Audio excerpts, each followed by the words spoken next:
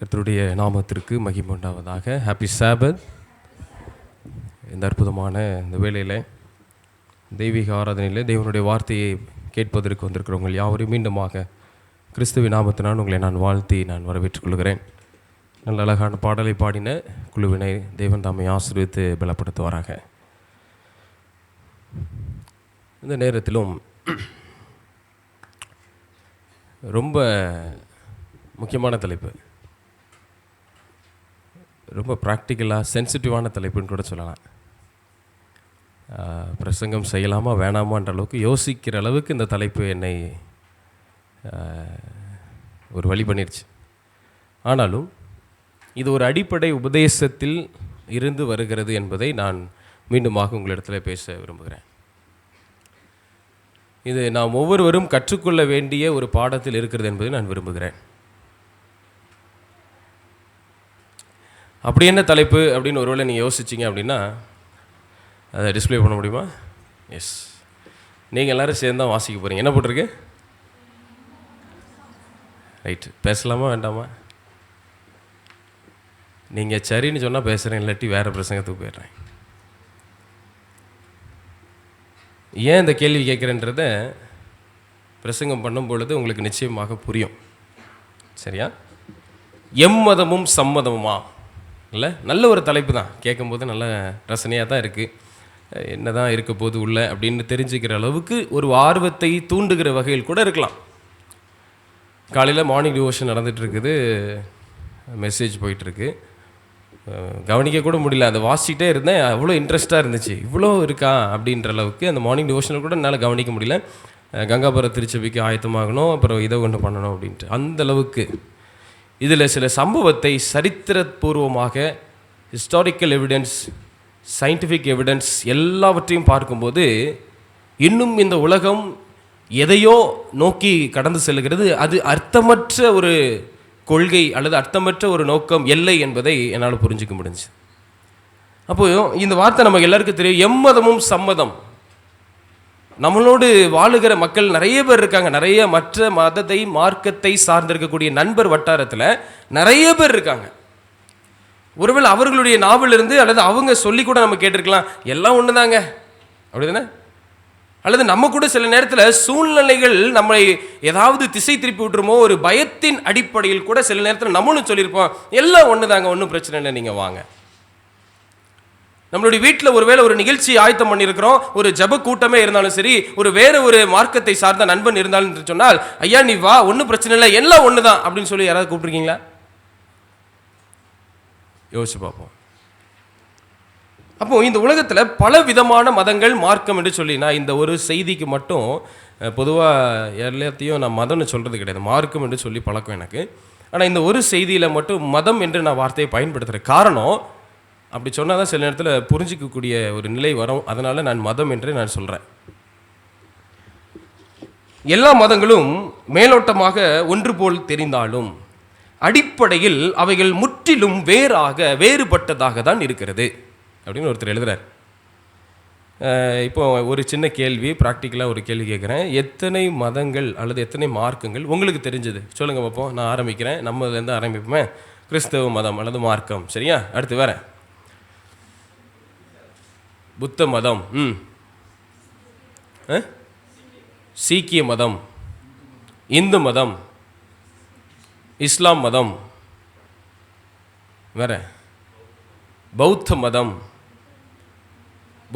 பௌத்தம், சரி, எல்லாம் கொஞ்சம் சொந்தக்காரங்க தான், என்ன எல்லாம் ஒன்று தானே?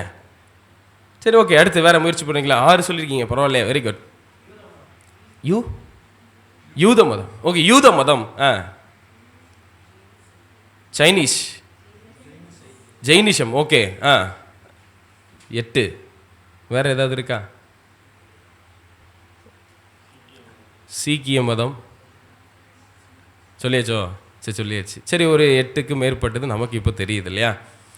இப்போ முதல் எத்தனை இருக்குன்றது நான் இன்னைக்கு சொல்ல வரல. இதில் பொதுவாக ஒரு 3 இருக்குது, அப்படி தானே? எடுத்த ஒன்று சொல்லுவோம். என்ன சொல்லுவோம்? சிகப்பு, மஞ்சள், பச்சை மாதிரி, சரி தானே? சிகப்பு, மஞ்சள், பச்சை அப்படின்னா என்ன? நில், கவனி, செல். எங்கே இருக்கும் இது? டிராஃபிக் ரூல்ஸ் நமக்கு அதான் கொடுக்கப்பட்டிருக்கு, 3 கலர். அந்த மாதிரி இந்த 3 மதத்தை முக்கியமாக பேசுவோம். என்ன? இந்து, கிறிஸ்தவம், இஸ்லாம். இதுக்கு என்னுடைய இஸ்லாம் நண்பர்கிட்டையும் காலையில் ஃபோனில் பேசிகிட்டு இருந்தேன். சில விளக்கங்கள் நான் போக போக நான் சொல்கிறேன். எதை நான் கேட்டேன், அது உண்மைதானா அப்படின்ற விளக்கத்தை நான் கண்டுகொண்டேன். இது ஒரு கிளாஸ் மாதிரி தான் தெரியும். கண்டிப்பாக தூக்கம் வர வாய்ப்பு இருக்கிறது. ஆனாலும் விழித்திருந்து இந்த அடிப்படை செய்தியை நான் சொல்கிறேன், பேசிக் ஸ்டடி இது, சரிங்களா? இதை நாம் கற்றுக்கணும். ஏன்னா இதை மையமாக வைத்து தான் இனி வருகிற நாட்களிலே அடியான் மனதில் நினைத்த சில தீர்க்க தரிசனங்கள் நீங்கள் படிச்சிங்களே, அந்த மாதிரி கடைசி கால சம்பவங்கள், முத்தூது செய்திகள் எல்லாம் ஆரம்பிக்கலாம் என்று நான் இருக்கிறேன். இவ்வளோ காலம் ஜெபித்தேன்.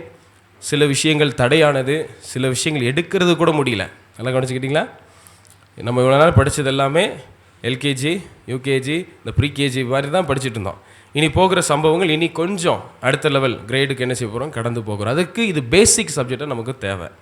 நான் நடந்து போகிற பாதை சரியாக இருந்தால்தான் அந்த பாதையில் வருகிற உபத்திரவங்கள், நன்மைகள், கெட்டது எல்லாவற்றையும் சமாளித்து செல்வதற்கு எனக்கு பலன் கிடைக்கும்.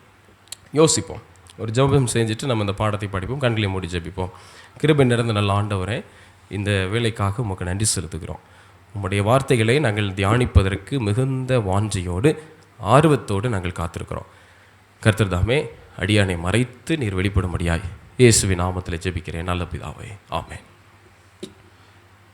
இந்த மதத்தில் உள்ள வேறுபாடுகள்னு சொல்லி பார்க்கும்போது, முதலாவது நம்மளுடைய நண்பர்கள் இந்து மதத்தில் நீங்கள் பார்த்தீங்க அப்படின்னா, அவங்களுடைய கான்செப்ட், அவங்களுடைய நோக்கம், குறிக்கோள், கோட்பாடு என்ன அப்படின்னு யோசிக்கும் போது, பல கடவுள்கள் இருக்கிறார்கள், மனிதனுக்கு மறுபிறவி உண்டு, மறுபிறவி உண்டு, போன ஜென்மத்தில் செய்த நன்மை தீமை அடிப்படையில் இந்த ஜென்மத்தில் பிறக்கக்கூடிய தன்மை கிடைக்கும், இப்படிலாம் உண்டு. பல கடவுள் இருக்காங்க. மறு ஜென்மம் இருக்குன்னு சொல்லுவாங்க. அந்த மறுபிறப்பு எப்படி கிடைக்கும்னா, நான் இந்த ஒருவேளை இந்த ஜென்மத்தில் நான் இப்போ வாழ்ந்துட்டு இருக்கேன்னா, இந்த உலகத்தில் இந்த நேரத்தில் ஒருவேளை நான் நல்லது செஞ்சேன்னா மறுபடியும் அடுத்த ஜென்மத்தில் நான் என்ன செய்வேன், மறுபடியும் பிறப்பதற்கு வாய்ப்பு இருக்குது. அது மனித ரூபத்தில் இருக்கலாம், அல்லது ஒருவேளை கொஞ்சம் பாவம் தப்பு செஞ்சுட்டேன்னா அது மிருக ரூபமாக கூட இருக்கலாம்னு இப்படிப்பட்ட கொள்கை வார்த்தைகள் அவர்களுக்கு உண்டு. இஸ்லாம் மதத்தை நம்ம பார்க்கணும்னு சொன்னால் அவங்களுடைய கோட்பாடு எப்படி இருக்குது அப்படின்னு சொன்னால், அல்லாஹ் தான் ஒரே கடவுள், அவர்தான் நம்மை படைத்தார், வேறு யாரும் கடவுள் கிடையாது, குரான் தான் அல்லாஹ் கொடுத்த இறை புத்தகம் என்று ஒரு அடிப்படையில் இருக்கும். இப்போ நம்ம கிறிஸ்தவ மார்க்கத்தில் நீங்கள் பார்த்தீங்க அப்படின்னா, இயேசுதான் கடவுள், வேறு யாரும் கடவுள் கிடையாது, அவர்தான் நம் பாவத்திற்காக மரித்து உயிர் தெழுந்தார், அவரை ஏற்றுக்கொண்டு அவரின் வார்த்தையின்படி வாழும்போது மோட்சம் கிடைக்கும் அப்படின்னு சொல்றாங்க. 3 இதை நம்ம பார்த்தோம். இந்த 3லையும் எந்த கொள்கையானது ஒன்றோடு ஒன்று கொஞ்சமாவது ஒத்து போச்சு? நல்ல தைரியமா சொல்லலாம், அப்படிதானே? இஸ்லாம் மதத்தில் பார்க்கும்போது கிறிஸ்துவுக்கும் இஸ்லாம் மதத்திற்கும் 2 என்ன செஞ்சு ஒத்து போச்சு. எப்படி? ஒரே கடவுள். ரெண்டாவது என்ன சொன்னாங்க? ஒரே கடவுள் என்று சொன்ன பிற்பாடு அங்கே ஒரு புனித புத்தகம் இருக்குன்னு ஒரு காரியத்தை சொல்ல வந்தாங்க. அடுத்து என்ன சொன்னாங்க? வேறு யாரும் கடவுள் கிடையாதுன்னு சொன்னாங்க. ஆனால் அதே இந்து மதத்தை நம்ம பார்க்கும்போது பல கடவுள் இருக்குது அப்படின்னு அவங்க சொல்கிறாங்க. அதில் முக்கியமாக 3 கடவுள் நம்ம சொல்லுவாங்க. அப்படி நிறைய விஷயங்கள் அடிப்படையில் வருது. ரொம்ப ரொம்ப டீப்பாக அந்த நான் பக்கம் போகலை. நான் இன்றைக்கு தேவன் இயேசு என்று சொல்லி அந்த இயேசு கிறிஸ்துவை வணங்கி கொண்டிருக்கிற நான், என்னுடைய பாதையில் அவர் எனக்கு தெய்வமாக தெரிகிறார், அந்த பாதையில் நான் பயணிக்கிற நான் சரியாகத்தான் இருக்கிறேனா, அது உண்மைதானா என்பதை ஆராய்ச்சி மூலமாக படிக்க போகிறோம்.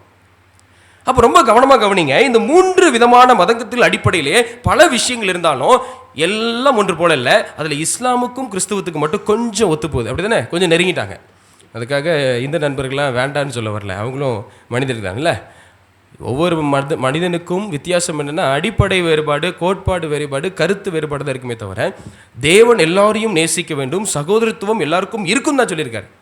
எனக்கு வட்டாரத்தில் நீங்கள் பார்த்தீங்கன்னா அநேக இஸ்லாம் நண்பர்களும் உண்டு, அநேக ஹிந்து நண்பர்களும் உண்டு. கடவுளே இல்லைன்னு சொல்கிற நண்பர்களும் நான் வச்சுருக்கிறேன். நான் எதுக்கு சொல்ல வரேன்னா, அந்த மனிதர்களை நாம் இப்பொழுது பேசவில்லை.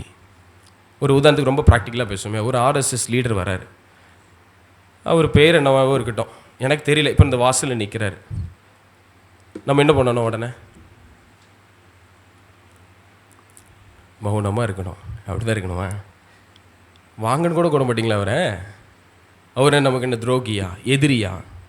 அவர் கருத்து ஒருவேளை நமக்கு பிரிவினை உண்டு பண்ணலாம், அவருடைய வார்த்தை ஒருவேளை எனக்கும் அவருக்கும் பகையை கூட உண்டு பண்ணலாம். ஆனால் அவர் எனக்கு பகையாளி கிடையாது. ஆமென். கிறிஸ்து இதைத்தான் மையப்படுத்தி, இதைத்தான் முன்னுரிமை கொடுத்து உபதேசத்தை வேதத்தில் வைத்திருக்கிறார். நல்லா கவனிங்க. எனக்கு அந்த நபர் எனக்கு பிரச்சனையே இல்லை. என்ன மாதிரி தான் சரீரம் இருக்கு, என்ன மாதிரி தான் சாப்பிடுறாரு, என்ன மாதிரி தான் போவார், என்ன மாதிரி தான் குடிப்பார், என்ன மாதிரி தான் செய்வார். ஆனால் அவர் கடைபிடிக்கிற அந்த அந்த கோட்பாடானது வித்தியாசமா இருக்கு நான் கடைபிடிக்கிற கோட்பாடுக்கு பார்க்கும்போது. அப்போ யோசிச்சுக்கோங்க, நம் மனிதனை நான் பார்க்கவும் இல்லை, பேசவும் இல்லை, தாக்கவும் இல்லை, எதையுமே யோசிக்கல. அவர்கள் கடைபிடிக்கிற கோட்பாடு நான் கடைபிடிக்கிற அந்த தெய்வத்தின் அடிப்படையில் இருக்குதான்றதை மட்டும் யோசிச்சுக்கொண்டு இந்த செய்தியை கவனிச்சுட்டே வாங்க. சரியா? ஒருவேளை ஒளிப்பதிவின் மூலமாக யூடியூப்பில் பார்க்குற நேயர்களுக்கு நான் சொல்கிற ஒரு கருத்து அதுதான்.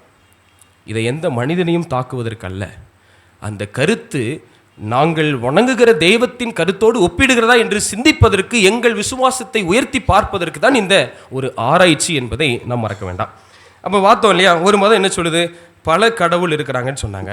இன்னொரு மதம் அல்லாஹ் மட்டும்தாங்க கடவுள்னு சொன்னாங்க. இன்னொன்று இயேசு மட்டும்தாங்க கடவுள்னு சொன்னாங்க. இன்னொரு மதம் மறுஜென்மம் இருக்குது அப்படிங்குது. இன்னொரு மதம் மறுஜென்மமே கிடையாது அப்படிங்கிறது. ஒரு மதம் சொல்லுது குரான் தான் பரிசுத்த வேதாகம், அதாவது பரிசுத்த புத்தகம், புனித நூல்னு சொல்லுது. இன்னொன்று நம்ம என்ன சொல்கிறோம், வேதாகமம் தாங்க பரிசுத்த புத்தகம், புனித நூல்னு சொல்கிறோம். இப்படி வெவ்வேறு கருத்துக்கள் கொண்டவர்களாகத்தான் இருக்கிறோம். இதில் எதுங்க உண்மையாகவே உண்மையின் உபதேசத்தை கற்றுக் கொடுக்குது? நிறைய என்ன நினைக்கலாம், அப்போ இதில் எப்படியும் பாஸ்டர் நீங்கள் கிறிஸ்டியன் பாஸ்டர், ஒருவேளை பார்க்குறவங்க நினைக்கலாம், இங்கே உட்காந்துருக்கவங்க கூட நினைக்கலாம், நீங்கள் ஒரு கிறிஸ்துவ உபதேசியாளர், எப்படியும் கிளைமாக்ஸ் எங்களுக்கு தெரிஞ்சு போச்சு, நீங்கள் இயேசு கிறிஸ்து தான் உண்மையான கடவுள்னு சொல்லுவீங்க, அப்படி தானே? ஒருவேளை நீங்கள் நினைக்கலனாலும் அந்த கேள்வி நினச்சிக்கிட்டே பாருங்களேன். ஏன்னா இது ஒரு கிறிஸ்டியன் சர்ச், அதாவது கிறிஸ்துவ ஸ்தாபனம், கிறிஸ்துவை ஏற்றுக்கொண்டு வழிபடுகிற ஒரு கூட்டம். இந்த கூட்டத்தை கிளைமாக்ஸ் எப்படி தான் இருக்கும், கண்டிப்பாக எங்கள் ஹீரோவை தான் நாங்கள் காமிப்போம் தான் நான் நினைப்போம். ஒரு 4 வருடத்துக்கு முன்பதாக நானும் இந்த ஆன்மீகம் என்ற ஒரு காரியத்தில் நுழையும் முன்பதாக படிச்சுட்டே இருந்த பேச்சுலர். பல குழப்பம் என்னையும் ஆட்டினது. என் வாழ்க்கையில் நான் உழைச்சேன்னு சொன்னால், சம்பாதிச்சேன்னு சொன்னால் என் வாழ்க்கையை நான் வாழ்ந்துட்டு போயிடலாம். யாரிடமும் பேசாமல் இருந்தால் நிம்மதியோடு வாழ்ந்துட்டு போயிடலாம். எனக்கென்று ஒரு சொந்தம், எனக்கென்று ஒரு பந்தம், என்ன குடும்பம், அதை மட்டும் பார்த்துருந்தேன்னு சொன்னால் நான் வாழ்ந்துட்டு போயிடலாம். ஆன்மீகம் என்ற ஒரு காரியத்தில் நான் ஏன் போனோம்? என்னுடைய கேள்வி அதுதான். நல்ல ஜெபம் பண்ணிக்கிட்டே வாங்க. விசுவாசத்திற்கு வளர்ச்சிக்கு தேவையான சம்பவத்தை நான் சொல்லுகிறேன். யாரும் தடம் புரண்டு போக வேண்டாம். எனக்குள்ளே ஒரு கேள்வி வந்துச்சுப்பா, எதுக்கு நான் ஆன்மீகத்தை படிக்கணும்? எதுக்கு இந்த ரிலிஜியன் என்று சொல்லுகிற ஒரு விஷயத்துக்குள்ள நான் நுழையணும்? எதுக்கு நான் இத்தனை கடவுளை பற்றி நான் முதல்ல படிக்கணும்? ஏன் அந்த கடவுளை நான் வழிபடணும்? ஏன் அந்த ஆன்மீகத்தை பற்றி நான் பிறருக்கு சொல்லணும்? அப்படின்ற அளவுக்குலாம் பல கேள்வி வந்துச்சு. அப்படிலாம் யோசிச்சு பார்க்கும்போது என்ன தெரியுமா அர்த்தம், ஒரு செல்ஃபிஷான வாழ்க்கையை வாழ்ந்துடலான்ற மாதிரி தான் இருந்துச்சு. அப்படி தானே? ஒரு சுயநலமான வாழ்க்கை. நான் யோசிச்சதெல்லாம் என்ன, என் குடும்பம், என் சொந்தம், எனக்கு வீடு, எனக்கு சந்தோஷம், என் வேலை, நான் உழைக்கிறேன், நான் சம்பாதிக்கிறேன், நான் வாழ்கிறேன். இப்படி தான் நிறைய பேர் இருக்காங்க இன்றைக்கி. தப்பே இல்லை. நீங்கள் தான் உழைக்கணும், நீங்கள் தான் சம்பாதிக்கணும், உங்களுக்கு தான் குடும்பம், உங்களுக்கு தான் உறவுகள், எல்லாம் எல்லோருக்கும் கொடுக்கப்பட்டிருக்கிறது. ஆனால் சில கடமைகள் என்று நமக்கு கொடுக்கப்பட்டிருக்கிறது. எந்த செய்தியை பிரசங்கித்தாலும் யாருமே நீங்கள் நான் பேசினாலும் சரி, இல்லை எந்த பாஸ்டர் இந்த இடத்துல பேசினாலும் சரி, நீங்கள் எந்த ஊரில் போய் எந்த செய்தியை கேட்டாலும் சரி, நீங்கள் நம்பினால் மட்டும் அதை தொடர்ந்து செய்யுங்கள். இல்லையா, நம்பிக்கை வரும் வரைக்கும் அந்த கடவுளை நோக்கி கெஞ்சி மன்றாடுங்கள். அந்த பாஸ்டர் சொன்னார், அதனால தான் நான் போகிறேன், வந்துடாதீங்க. இன்றைக்கி நான் சொன்னேன்றக்காக அப்போது இதுதான் உண்மைன்னு சொல்லிட்டு வரணும்னு அவசியம் இல்லை. நீங்கள் யோசிங்க. ஏன்னா நான் யோசித்தேன். யோசிச்சு பாருங்கள், இன்றைக்கும் வேலை செஞ்சால் எனக்கு ஒரு 1000 ரூபா கூலி கிடைக்கும்னு எத்தனை பேர் நினைக்கலாம்? அப்படி தானே? இன்றைக்கி உட்காந்து படித்தேன்னு சொன்னால் வர ஃபைனல் எக்ஸாமில் நல்ல ரிசல்ட், நல்ல மார்க் எடுக்கலாம். அப்படி தானே? இன்றைக்கும் ஒருவேளை நான் வேலை செஞ்சேன்னா அப்படிப்பட்ட அடுத்த கட்டத்துக்கு நான் நகர்ந்து போகலாம். அப்புறம் ஏங்க வேலை இல்லாமல் இந்த இடத்துல உட்காந்துட்டு இருக்கிறேன்? ஆன்மீகம் என்ற ஒரு விஷயத்தை தேடி, ஸ்பிரிச்சுவல், அப்படிதானே, ஆவிக்குரிய ரீதியான வளர்ச்சி. அப்போ என்னதான் அந்த உலகத்தில் நடக்குது? ஒரு உதாரணத்துக்கு, ஏன் இந்த கேள்வியெல்லாம் கேட்டேன் அப்படின்னா, ஒரு உதாரணத்தை சொல்கிறேன். இந்தியாவின் தலைநகரம் எது? என்னடா ஹிஸ்ட்ரி கிளாஸ் மாதிரி ஆரம்பிக்கிறாருன்னு நினச்சிடாதீங்க. என்னம்மா, டெல்லியா நியூ டெல்லியா? அதில் தெளிவாக இருக்கிறீங்களா? சரி, நான் கேட்குறதுலாம் ரொம்ப சின்ன சின்ன பாயிண்ட் தான், அதில் தான் நான் சொல்ல வந்து கருத்தே இருக்கேன். ஓகேவா? New Delhi. Okay, new Delhi. நான் மும்பைன்னு சொல்கிறேன். நீங்கள் என்ன பண்ணுவீங்க? யோசிங்க. நீங்கள் என்ன பண்ணுவீங்க? நான் மும்பைன்னு சொல்கிறேன், என்ன பண்ணலாம்? என்னென்ன மாற்றிட்டாங்கன்னு நினைப்பீங்களா?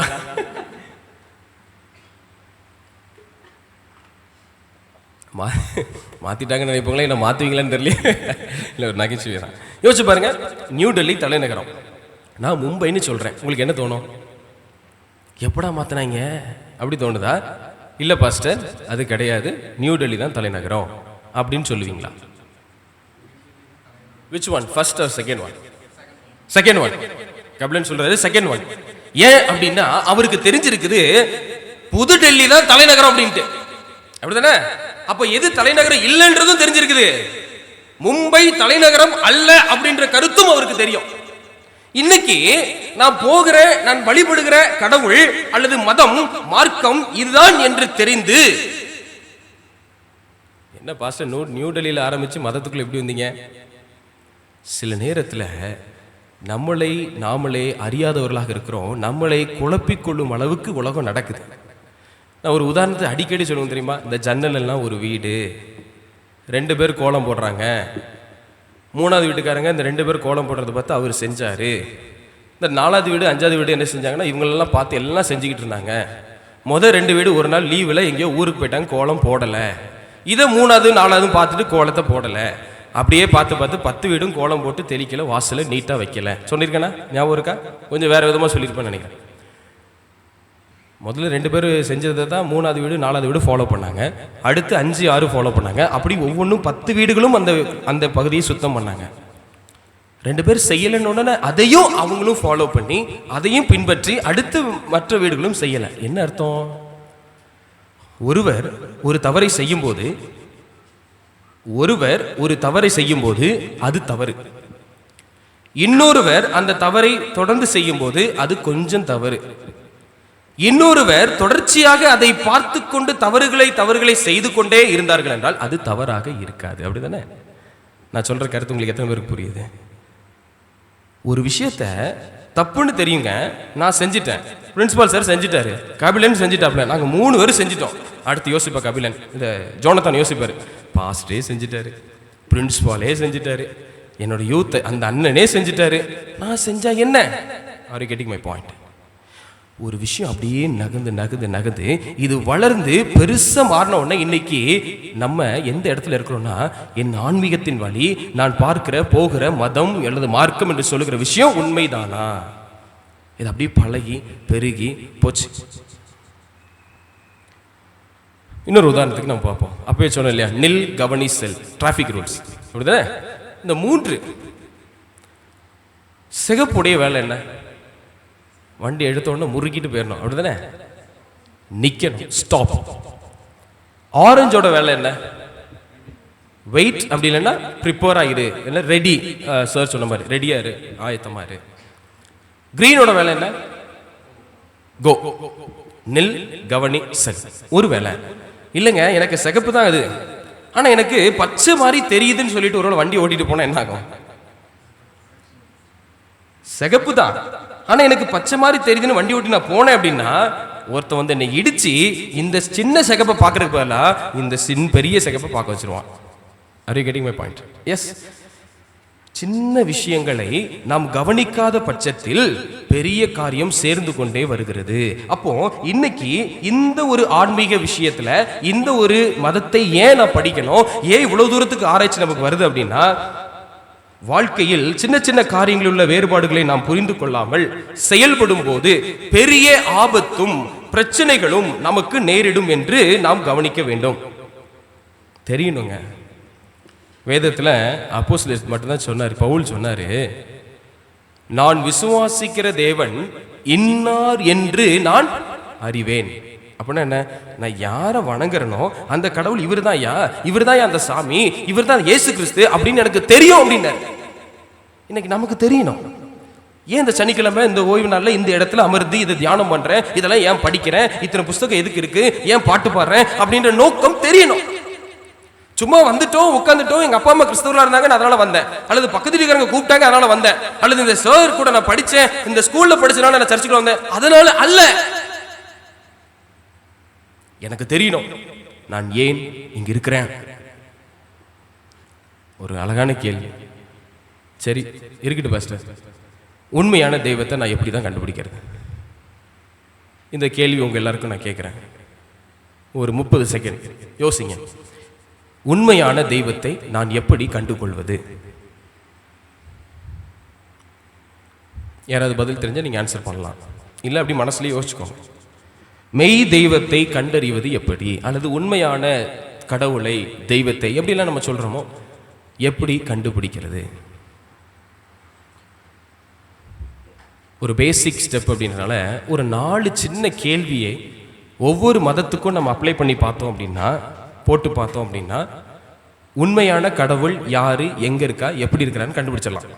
4 கேள்வி. அந்த 4 கேள்வியோட முடிக்கிறேன். எவ்வளோ நேரம் போகும்னு தெரியல, பயப்படாதீங்க. போகலன்னா பார்ட் 2 செய்திக்கு 2 கூட போயிடலாம், ஒன்றும் பயப்பட வேண்டாம், சரியா? ஃபர்ஸ்ட் முதல் கேள்வி என்ன, நோட் பண்றவங்க நோட் பண்ணிக்கோங்க. முதல் கேள்வி, உண்மையான தெய்வத்தை எப்படி கண்டுபிடிக்கிறது அப்படின்னா, ஒரு மதத்தின் உண்மைத்தன்மையை கண்டறிய 4 முக்கியமான கேள்விக்கு அந்த மதம் பதில் சொல்ல வேண்டும். அப்படி சொல்லிருச்சு அப்படின்னு சொன்னா இதுதான் உண்மையான மார்க்கம், இதுல வழிபடுகிற முறை, இதுல இருக்கக்கூடிய கடவுள் உண்மை என்று கண்டுபிடிச்சிடலாம். இதுல பார்க்கிறவங்களும் சரி, இங்க இருந்து கேட்கிறவங்களும் சரி, இந்த பாடத்தை மனதிலே பதிவு வச்சிருங்க. முதல் கேள்வி, வரலாற்று உண்மைகள் இருக்க வேண்டும்.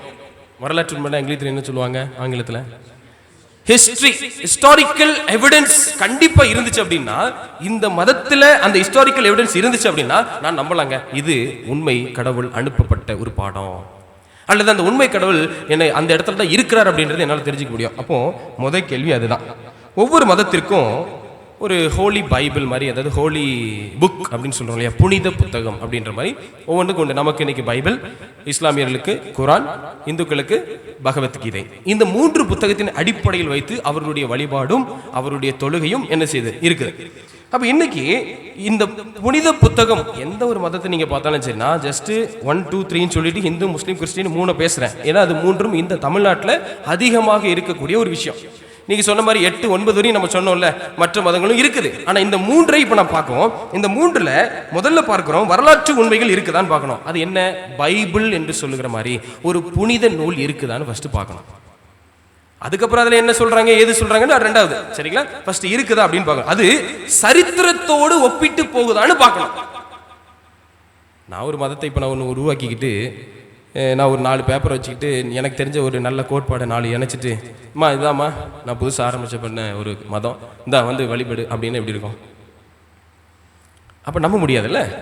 அப்போ என்ன செய்யணும் அப்படின்னா, நான் வாழ்ந்து கொண்டிருக்கிறேன். சரி, இதை விட இன்னும் ரொம்ப அழகாக ஒரு எவிடன்ஸ் சொல்கிறேன். என்னுடைய பூட்டன் மகாத்மா காந்தி ஒரு ஒரு ஒரு உதாரணத்துக்கு, அப்புறம் எங்கேயாவது ஆயிரம், சரியா? நான் சொல்கிற ஒரு செய்தி, போதகர் ஆகாஷுடைய பூட்டனவர் மகாத்மா காந்தி என்று அழைக்கப்படுதுன்னு சொல்லி ஏதோ ஒரு செய்தி எங்கேயோ வந்துட்டு வைங்களேன், என்ன பண்ணுவீங்க? என்ன பண்ணுவீங்க? பாஸ்டர் ஆமாவா, நிஜமாவா, உங்க தாத்தா பூட்டன் வந்து மகாத்மா காந்தி அப்படின்னு கேட்பீங்களா? இந்த பாஸ்டர் நல்லா உருட்டுன்னு உருட்டுறாரு, எங்கேயோ வந்து என்னத்தையோ பேசிட்டு இருக்கிறாரு, இதை நம்ப மாட்டோம் அப்படின்னு சொல்லுவீங்களா? அல்லது எதுவுமே பேசாம அப்படியே வாய மூடிட்டு அமைதியாவே இருப்பீங்களா? என்ன செய்வோம்?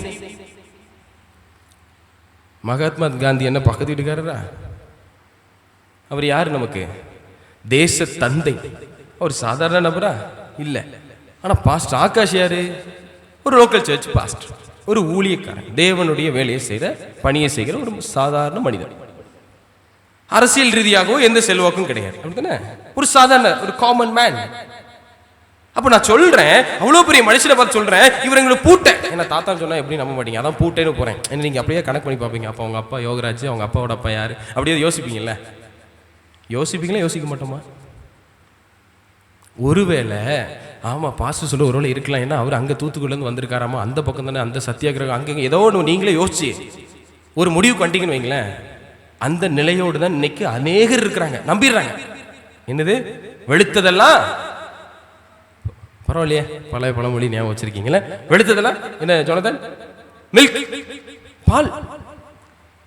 சில விஷயத்தை இப்படியே குருட்டுத்தனமான நம்பிக்கையை வைத்து வைத்து பழகிட்டு ஒரு நல்ல சத்தியத்தையோ அல்லது நல்ல உபதேசத்தையோ அல்லது உண்மையான சம்பவத்தை சொல்லும் போது மனசு ஏத்துக்க மாட்டேங்குது.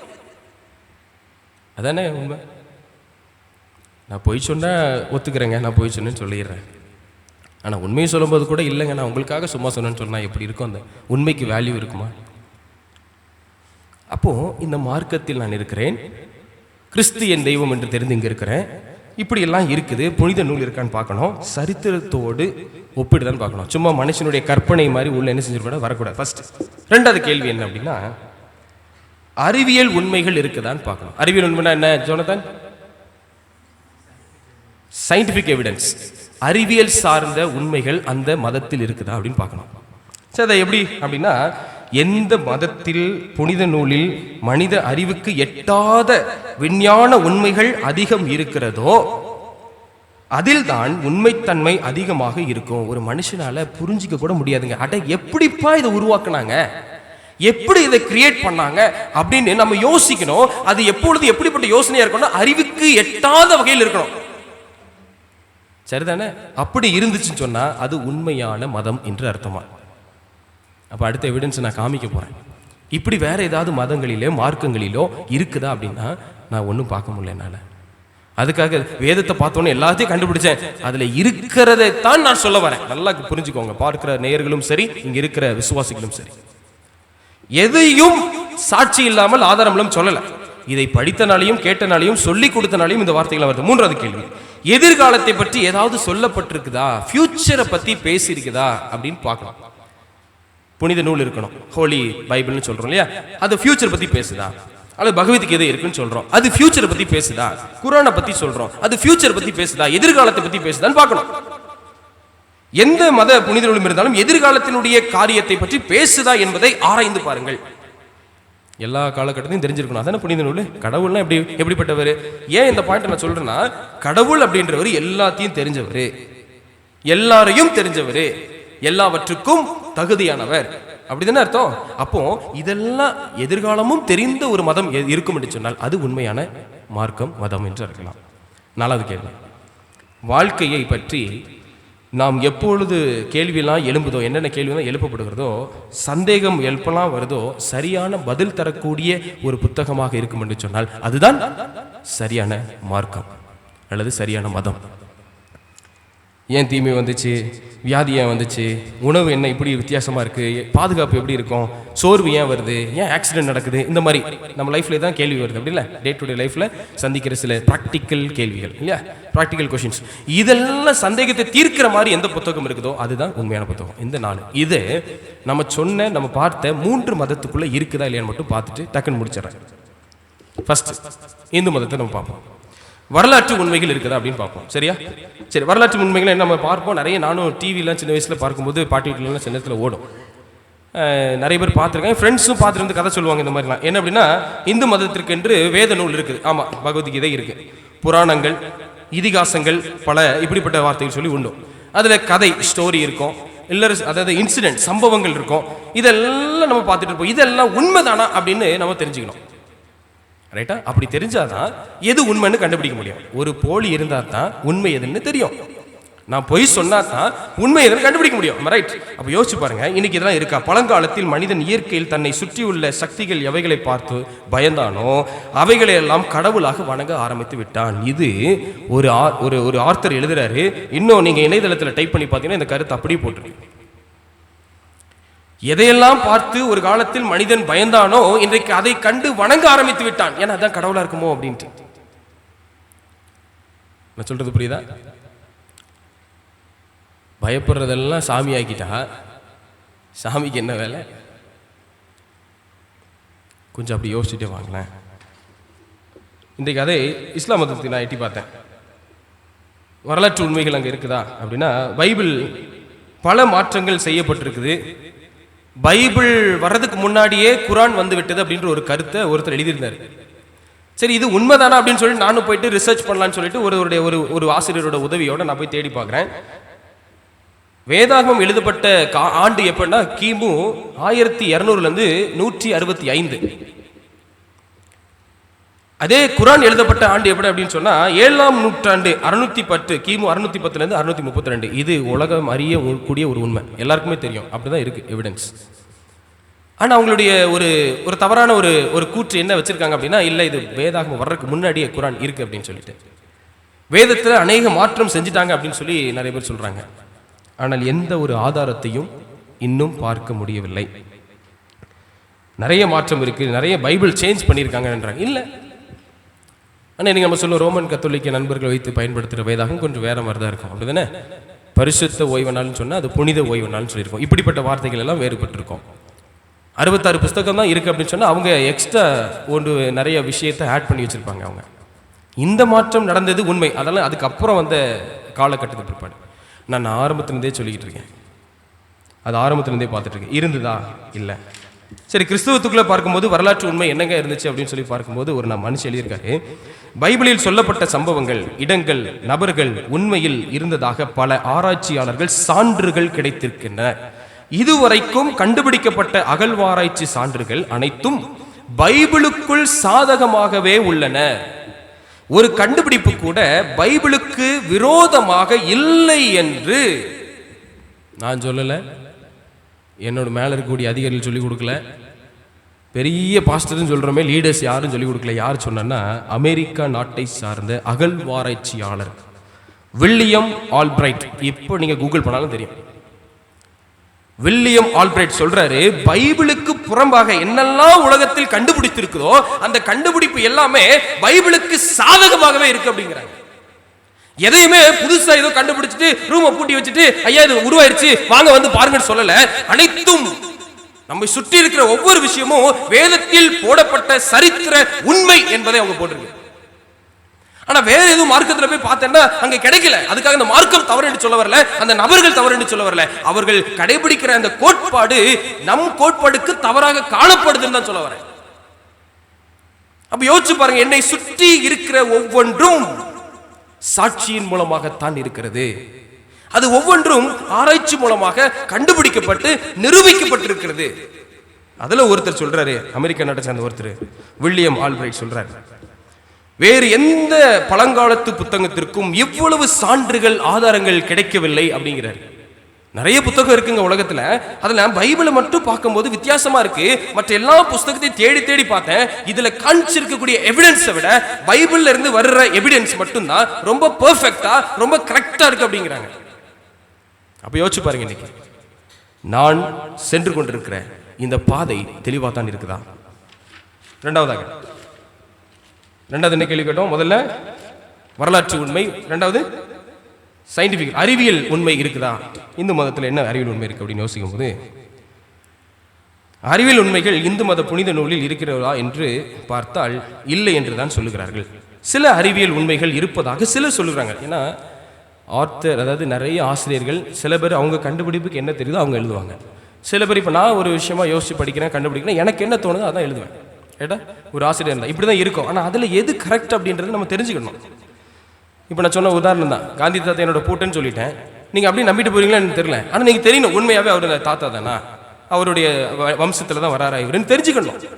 அப்போ அந்த மாதிரி யோசிச்சு பாருங்க. இன்றைக்கு கதையை பார்த்தீங்கன்னா சிலர் அறிவியல் உண்மைகள் இருப்பதாக சிலர் சொல்லுகிறார்கள். மகாபாரதத்தில் பறக்கும் விமானங்கள் இருந்ததாகவும் விமானங்களை கண்டுபிடிக்காத அந்த காலத்தில் அதை பற்றி சொல்லப்பட்டிருப்பதாகவும் சொல்றாங்க. இன்னைக்கு நிறைய கதைகள் நானும் என் ஃப்ரெண்ட் சொல்லியிருக்காங்க. அதில் சொல்லும் போது நானும் கேட்டிருக்கேன், ஒரு விமானம் இருக்கிற மாதிரி சொல்லுவாங்க, அது பறந்து போகிற மாதிரி மகாபாரத கதையில் இருக்குதுன்னு சொல்கிறாங்க. இப்போ என்னுடைய யோசனை என்ன அப்படின்னா, அப்போவே விமானம் வந்துட்டு அப்படின்னா அப்போ விமானம் எப்போ கண்டுபிடிச்சாங்க? நம்ம அப்போ ஒருவேளை அந்த காலத்தில் விமானங்கள் இருந்ததாக மகாபாரதத்தில் சொல்லப்பட்டிருக்கு அப்படின்னு சொன்னால், இன்னைக்கு டிவியில் வருது அந்த நிகழ்ச்சி அப்படி தானே, அப்படின்னு சொன்னால் விமானம் போல அந்த பறக்கிற மாதிரி ஒரு பெட்ஷீட் இருக்கும், அதை பறக்கிற மாதிரிலாம் சொல்கிறோம். ஒருவேளை இருக்கலாம். ஆனால் என் கேள்வி என்ன அப்படின்னா, நான் எப்படி யோசிச்சு பார்க்குறேன் அப்படின்னா, இதை கண்டுபிடிக்கும் போது அந்த ஆண்டு எப்போவா இருந்தது? இதை யார் கண்டுபிடிச்சா? அப்பவே கண்டுபிடிச்சிட்டாங்கன்னா இந்நேரத்துக்கு எவ்வளவோ ஃப்ளைட் வந்திருக்கணுமே, ஏன் பஸ் காருன்னு போகணும்? நான் என்ன சொல்ல, கிண்டல் பண்ணல, கேலி பண்ணல, யோசிக்க சொல்றேன். அன்றைக்கே அது வந்திருந்தது என்று சொன்னால் அந்த வாகனம் எங்க கொஞ்ச நாள் காணுமே. அப்போ ஏதோ ஒரு அதற்கும் மேலாக ஒரு உண்மை இருக்குதுன்னு தான் சொல்ல வரேன்.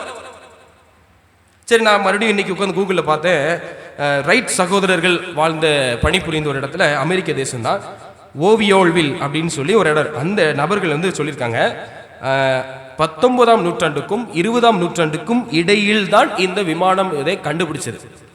1890 இருந்து 1933 இந்த ரெண்டு ஆண்டுக்கும் இடைப்பட்ட நிலையில தான் விமானத்தை கண்டுபிடிச்சது.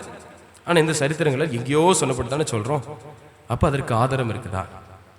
மீண்டும் நான் பேசுகிறேன், மீண்டும் நான் கேட்கிறேன், யாரையும் குற்றத்திற்காக அல்ல.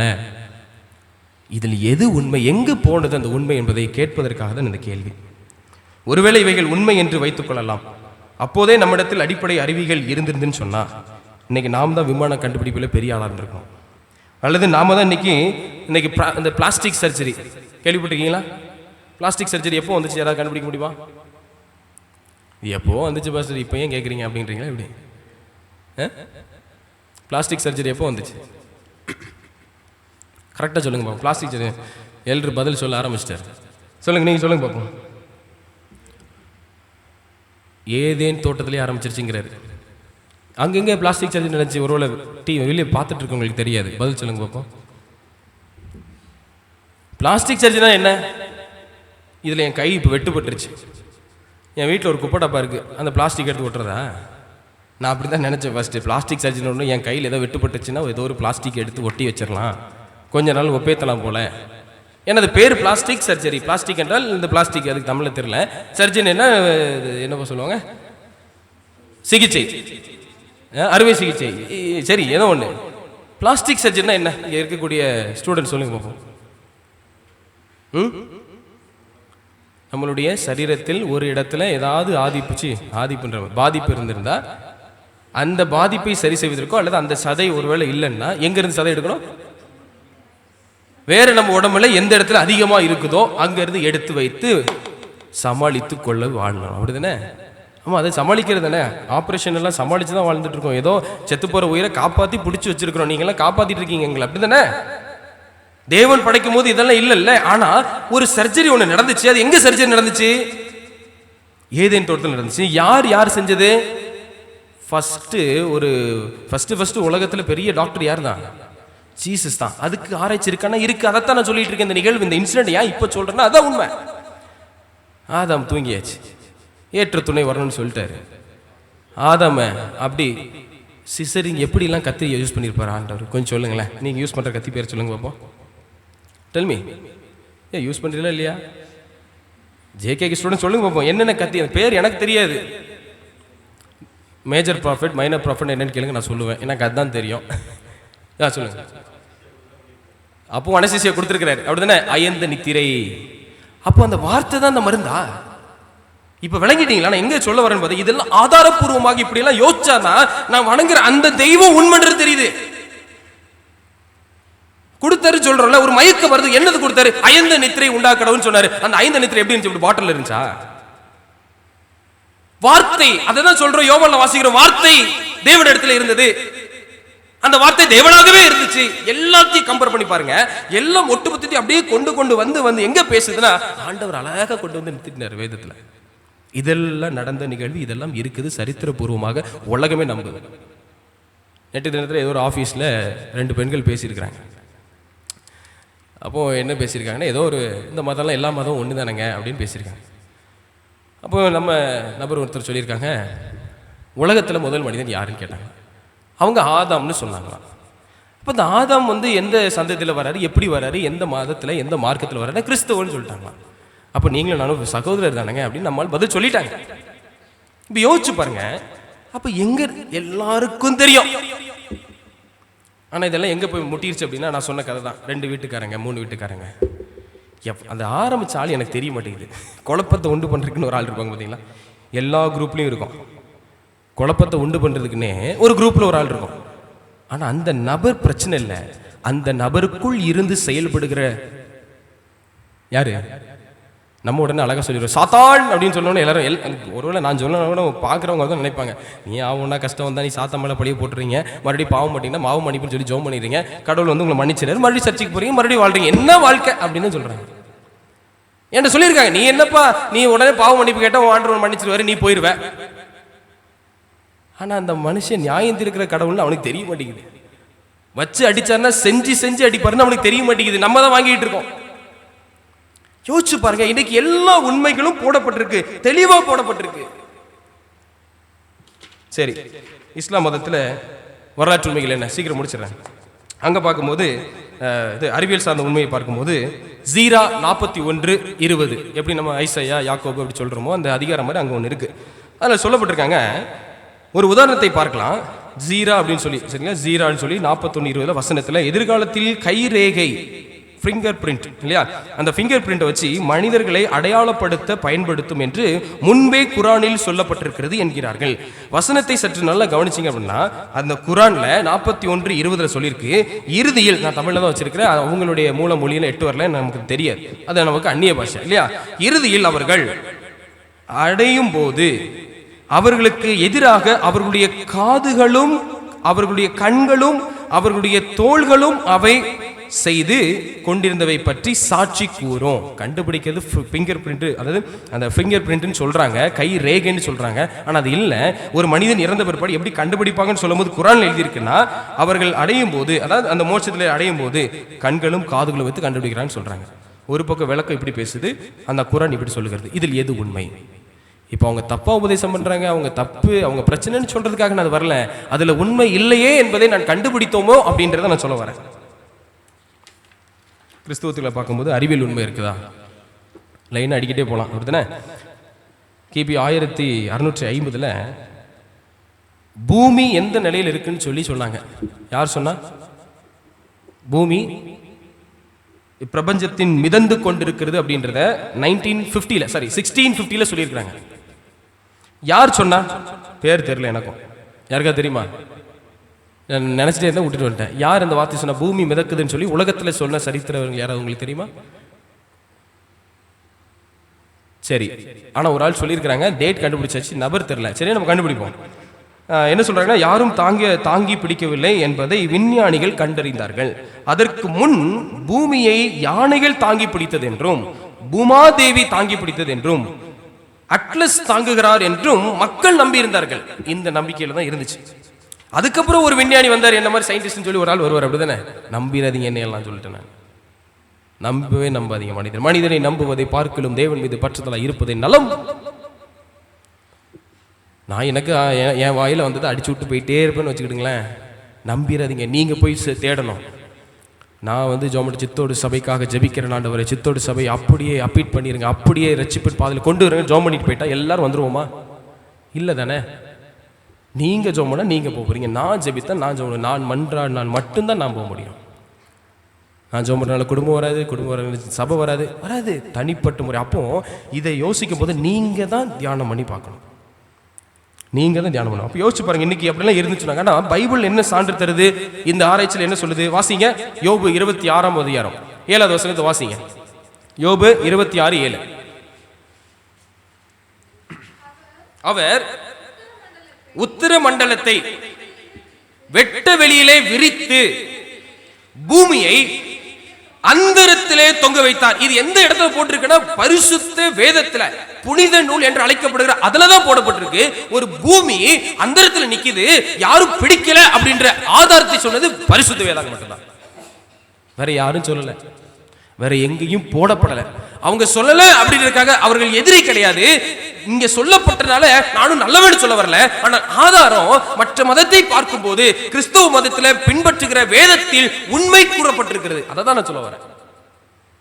யாரும் நமக்கு எதிரி கிடையாது. அதே பரிசுத்த வேதம் சொல்லுது பகைவரையும் அன்பு செலுத்துங்கிறது. அப்ப எனக்கு ஆர்எஸ்எஸ் லீடரோ, ஒரு தவறான நண்பர்களோ, அல்லது ஏதாவது இந்து நண்பர், முஸ்லீம் நண்பர் எனக்கு சண்டைக்கு வரான் அப்படின்னா நான் அவனுக்கு எதிரி கிடையாது.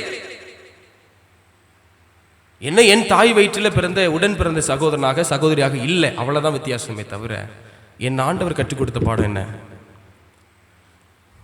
சகோதரர்கள். யோபு 28:26 வாசிக்குமே. யோபு 28:25. அவர் காற்றுக்கு அதன் எடையை நியமித்து. காத்துக்கு இடம் இருக்கா இல்லையா? இருக்கா இல்லையா? என்ன படிச்சதுக்கு அப்புறமும் முடிச்சிட்டு இருக்கீங்க, அப்புறம் எங்க போய் சொல்ல? நம்ம என்ன போட்டிருக்கு? அவர் காற்றுக்கு அதன் எடையை நியமித்து. அப்படின்னா என்ன அர்த்தம்? பைபிள்ல நிறை, அதற்கு எடை என்று அர்த்தம். என்ன அர்த்தம்? நிறைனா என்ன? சரி, உங்களுக்கு பிசிக்ஸ் அது என்ன கிளாஸ்? அது பிசிக்ஸ் கிளாஸா? அதில் தான் வரும். அப்படிதானே? நமக்கு ஒன்றும் தெரியாது, நமக்கு பைபிள் அதில் தான் சொல்லிக் கொடுப்பாங்களா? இப்போ யோசிங்க, காற்றுக்கு எடை இருக்கிறது சொல்லி 16ஆம் நூற்றாண்டில் விஞ்ஞானிகள் கண்டுபிடித்தார்கள். ஆனால் இந்த அறிவியல் உண்மை பல 100 ஆண்டுகளுக்கு முன்பதாக வேதத்தில் என்ன போட்டிருக்குன்னா, அவர் காற்றுக்கு அதன் நிறையை நியமித்தார். நிறைனா என்ன அர்த்தம்?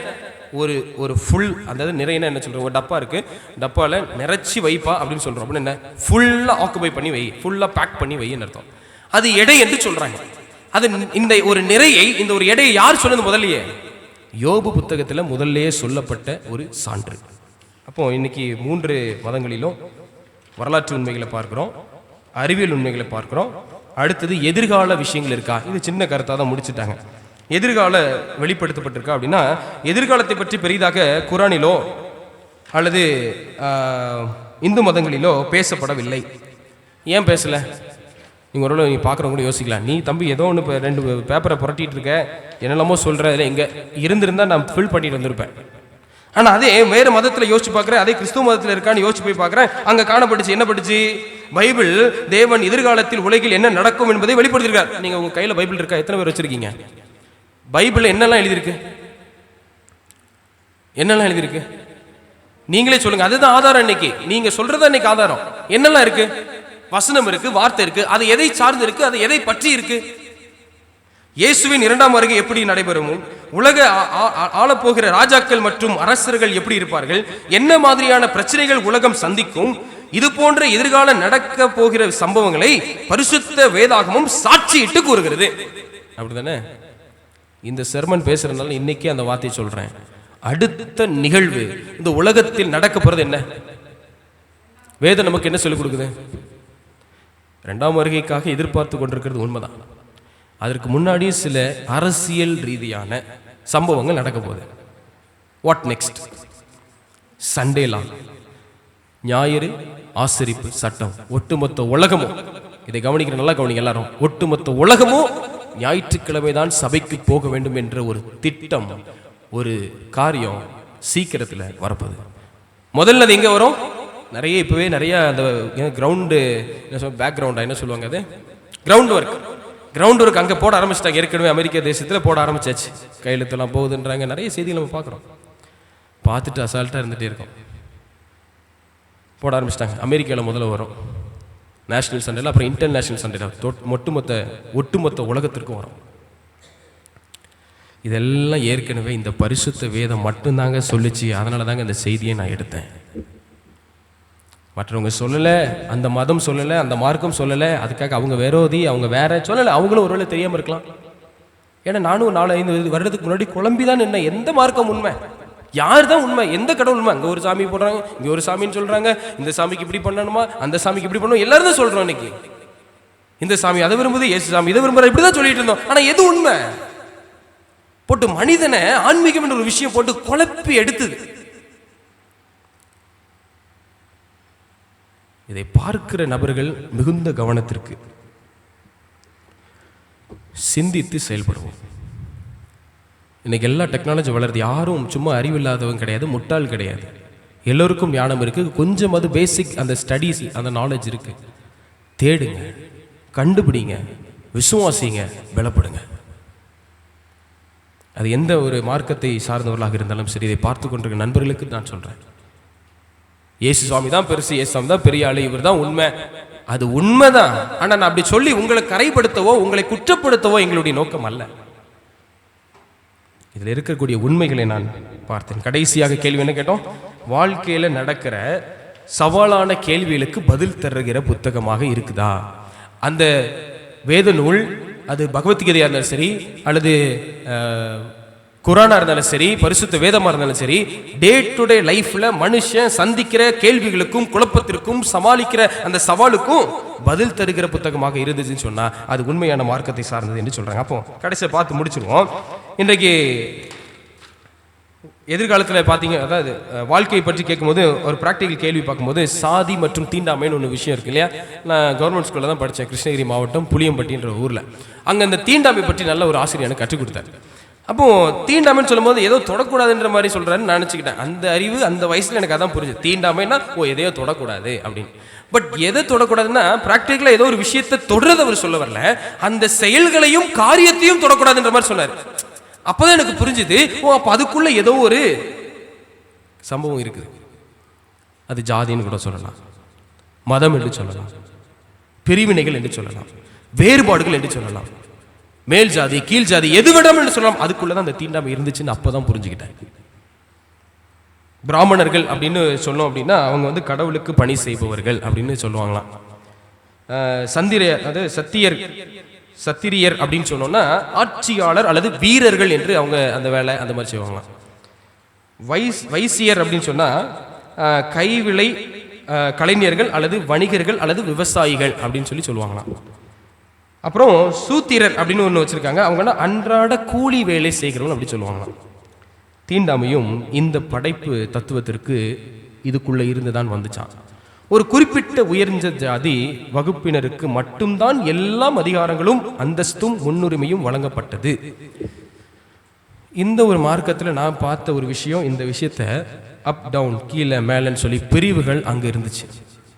ஆனால் அதே வேறு மார்க்கத்துக்கு போய் பார்க்குறேன், இஸ்லாம் மதத்தில் அப்படி ஒன்று ஏதாவது சொன்னாங்கன்னா எதிர்காலத்தை பற்றி பெரிதும் குர்ஆன் பேசப்படவில்லை, மனிதன் எப்படி வாழ வேண்டும், அல்லாஹ்வுக்கு பிரியமாக எப்படி நடந்து கொள்ள வேண்டும் என்பதுதான் உள்ளே தவிர வேறு எந்த காரியத்தையும் இது பேசவில்லை.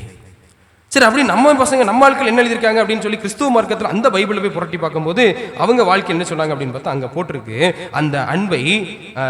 ஒரு வசனத்தை வாசிப்போம், சங்கீதம் 103:13. சங்கீதம் 103:13. இன்னொருத்தர் ஏசாயா 66:13. அவங்க என்ன எழுதியிருக்காங்கன்னு பாருங்களேன். கடவுளுக்கு மனிதனுக்கு உண்டான உறவு, டே டு டே லைஃப்ல சந்திக்கிற பிரச்சனையை அந்த இறைவன் எப்படி பாதுகாக்கிறார் வாசிங்க. தகப்பன் தன் பிள்ளைகளுக்கு இறங்குகிறது போல கர்த்தர் தமக்கு பயந்தவர்களுக்கு இரக்கத்தை கொடுத்து காப்பாத்துறாரு.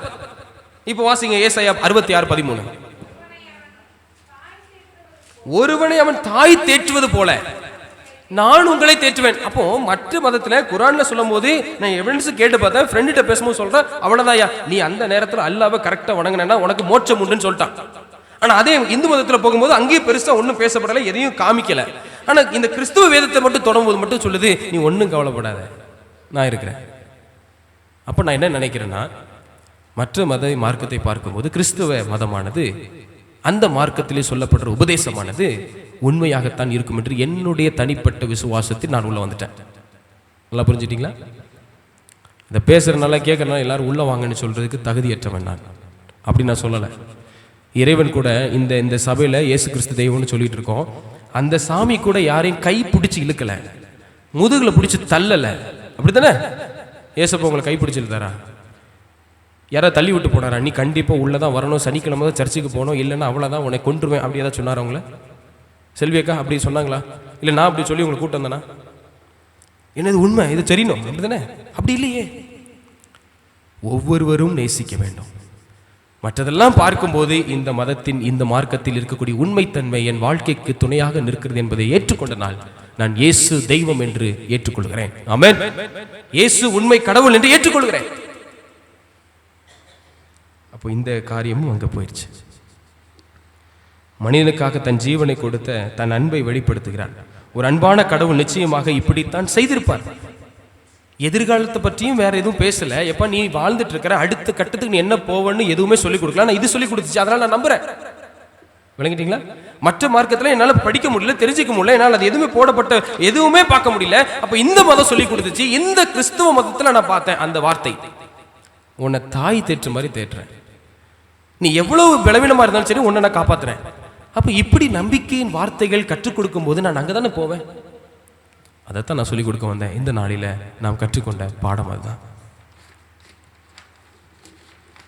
எப்படிப்பட்ட வழியில்னாலும் இருக்கலாம், எந்த மதத்திலோ அல்லது எந்த மார்க்கத்திலோ வேணாலும் யார் வேணாலும் இருக்கலாம், தப்பே கிடையாது. ஆனால் உண்மை கடவுள் எங்கே இருக்குது மட்டும் கொஞ்சம் யோசிச்சுக்கோங்க. இன்னைக்கு நம்ம இவ்வளோ நேரம் உட்காந்து இந்த இடத்துல உட்காந்து தேய்ச்சிக்கிட்டு இருக்கோம், எதுக்கு?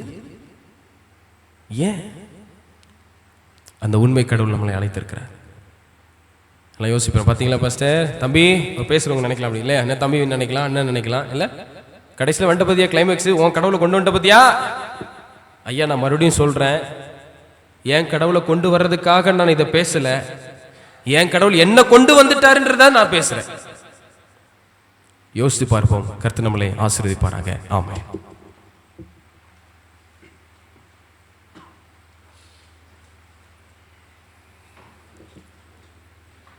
இந்த நல்ல தெய்வீக ஆராதனை முடிவுகிதமாக யாவரும் எழுந்து நின்று சிறிய பாட்டு புஸ்தகத்தில் 82வது பாடலை பாடுவோம். சத்திய வேதம் பக்தரின் கீதம். சிறிய பாட்டு புஸ்தகத்தில் 82வது பாடல் சத்திய வேதம் பக்தரின் கீதம், பக்கம் எண் 202.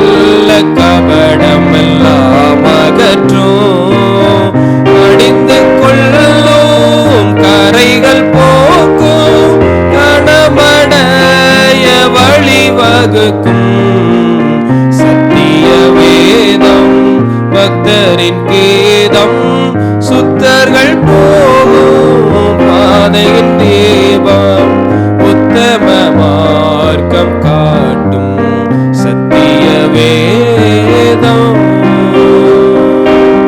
வானமகளும் பூமி அழியும் வேத வசனம் நிலைத்திருக்கும் பரமன் வேதம் எனது தியானம் பரவச நிதம் அருளும் சத்திய வேதம் பக்தரின் கீதம் சுத்தர்கள் போகும் பாதையின் தீபம் உத்தம மார்க்கம் காட்டும் சத்திய வேதம்.